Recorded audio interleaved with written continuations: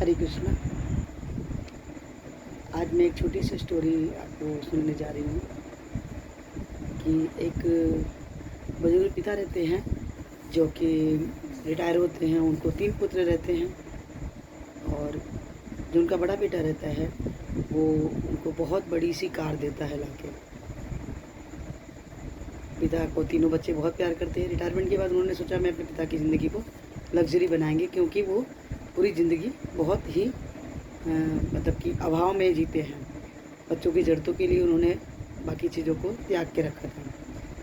तो स्टोरी कुछ इस तरह से है कि तीनों बच्चे उनके जो हैं उनके लिए एक एक चीज़ों की व्यवस्था करते हैं। जैसे जो उनका बड़ा बेटा रहता है पहले नंबर का, वो उनको लग्जरी कार देता है, बहुत बड़ी सी कार। और सेकंड नंबर का जो उनका बेटा रहता है दूसरे नंबर का, वो उनको एक बड़ा सा बंगला देता है, 50 कमरे का बंगला, 50 कमरे का बंगला। अब तीसरा बेटा जो था वो थोड़ा सा समझदार भी था। उसने सोचा मैं क्या दूँ, भैया लोग ने तो सब कुछ दे दिया, मैं क्या दूँ। वो मार्केट गया, उसने एक बोलने वाले तोते को लाया, बोलने वाला तोता लेके आया मार्केट से, और उससे उसने पढ़ाया भगवत गीता के 18 अध्याय। संस्कृत भी बोलता था तोता, हिंदी भी बोलता था, ठीक है। जैसे कि तोता बोला, मैया वेश मनो ये माँ भक्तस्त्वापयुपासते ये चापि चरम व्यक्तम तेषा के योग वित्तमा। इसका वो अर्थ भी बोलता था तोता। तीनों बेटे देके चले गए अपना अपना गिफ्ट। 2 महीने के बाद बच्चे वापस आते हैं पिताजी से मिलने के लिए कि पिताजी की लाइफ कैसी चल रही है, पूछने के लिए आते हैं। तो बड़ा वाला बेटा आया, बोला पिताजी कैसा लग रहा है आपको। बोले क्या लग रहा है, इतनी छोटी सी गली में मैं इतनी बड़ी गाड़ी लेके जाता हूँ और वो यहाँ टकराती वहाँ टकराती है, कभी इसको बनवाओ कभी उसको बनवाओ, मैं बनवा ही रहा हूँ, ले जाओ अपनी गाड़ी। नहीं चाहिए, नहीं चाहिए। दूसरे नंबर का बेटा आता है, पूछता है कि पिताजी आपको कैसा लग रहा है इतने बड़े बंगले में रह के, क्योंकि आप तो ज़िंदगी भर नॉर्मल घर में रहे हुए हो, किराए के घर में रहे हुए हो। पिताजी बोलते हैं कि इतना बड़ा घर बनवा दिया, इतना बड़ा घर दे दिया है तुमने, 50 कमरे का घर। मैं तुम्हारी माँ को बुलाता हूँ, सुनती हो, वो कैसे सुनेगी।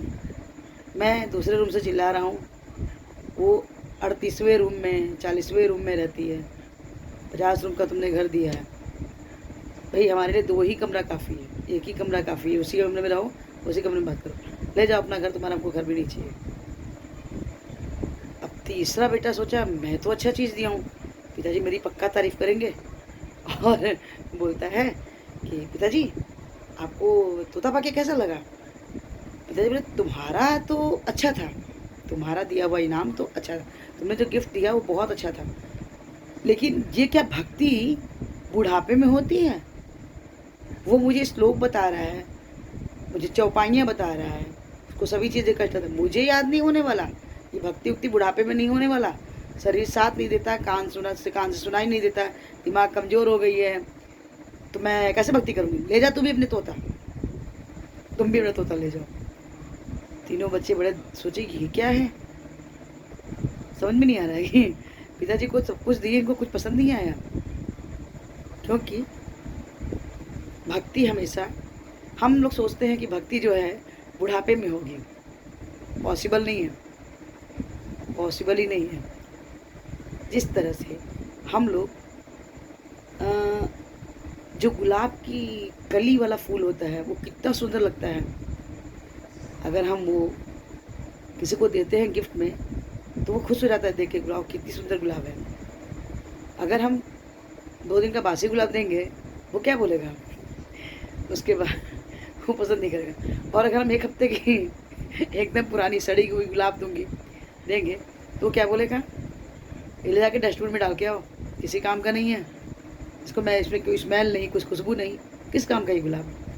ठीक उसी प्रकार से कृष्णा, बचपन में जो हम भक्ति करते हैं, जो कि हमारे पूर्व जन्म से हमको मिलती है, हम पूर्व जन्म में कर्म किए होते हैं, या तो फिर वैष्णव के संग से मिलती है।